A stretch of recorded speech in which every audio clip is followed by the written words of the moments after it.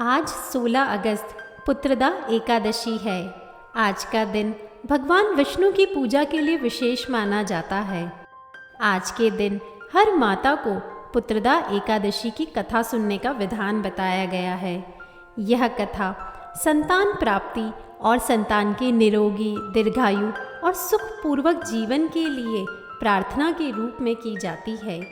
आइए श्रद्धा भाव से इस कथा को सुने। एक बार धनुर्धर अर्जुन ने भगवान श्री कृष्ण से कहा, हे प्रभु, आप मुझे श्रावण माह के शुक्ल पक्ष की एकादशी की कथा सुनाने की कृपा करें। इस एकादशी का क्या नाम है तथा इसका क्या महत्व है? भगवान श्री कृष्ण ने कहा, हे धनुर्धर अर्जुन, श्रावण माह के शुक्ल पक्ष की एकादशी की कथा को सुनने से अनंत यज्ञ का फल प्राप्त होता है। हे पार्थ, द्वापर युग के आरंभ में ही महिष्मती नाम की एक नगरी थी, जहाँ महाजीत नाम का एक राजा राज्य करता था। उसका कोई पुत्र नहीं था, इसलिए वह बहुत दुखी रहता था। राजा ने पुत्र प्राप्ति के बहुत उपाय किए, किंतु उसे कोई लाभ न मिला। जैसे जैसे राजा महाजीत वृद्धावस्था की ओर बढ़ता जा रहा था, वैसे वैसे उसकी चिंता भी बढ़ी जा रही थी।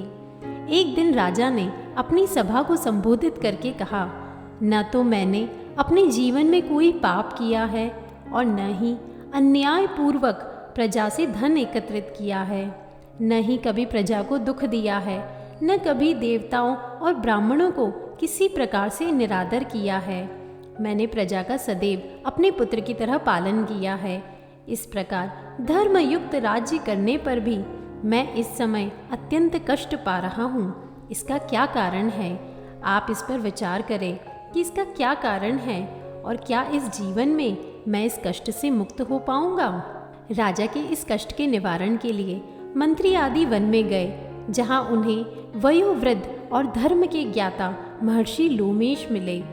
महर्षि लोमेश को दंडवत प्रणाम कर उनके सम्मुख बैठ गए। महर्षि के दर्शन से सभी को प्रसन्नता हुई और सबने महर्षि लोमेश से प्रार्थना की, हे देव, हमारे अहोभाग्य है कि हमें आपके दर्शनों का सौभाग्य प्राप्त हुआ। मंत्री की बात सुन लोमेश ऋषि ने कहा, हे मंत्रीवर, आप लोगों की विनम्रता से मैं प्रसन्न हूँ। आप मुझसे अपने आने का प्रयोजन कहें, मैं आपके कार्य को अपने सामर्थ्य के अनुसार अवश्य पूर्ण करूँगा, क्योंकि हमारा शरीर ही परोपकार के लिए बना है।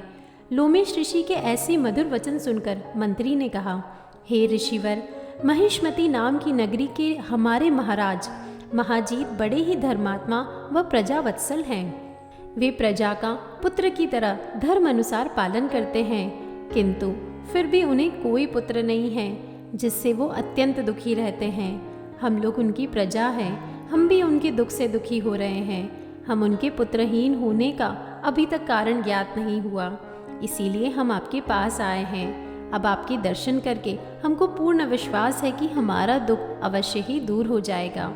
मंत्री की बात सुनकर लोमेश ऋषि नेत्र बंद करके राजा के पूर्व जन्मों पर विचार करने लगे। उन्होंने कहा, हे भद्रजनों, यह राजा पिछले जन्म में अत्यंत उद्दंड था और बुरे कर्म किया करता था। उस जन्म में यह एक गांव से दूसरे गांव में घुमा करता था।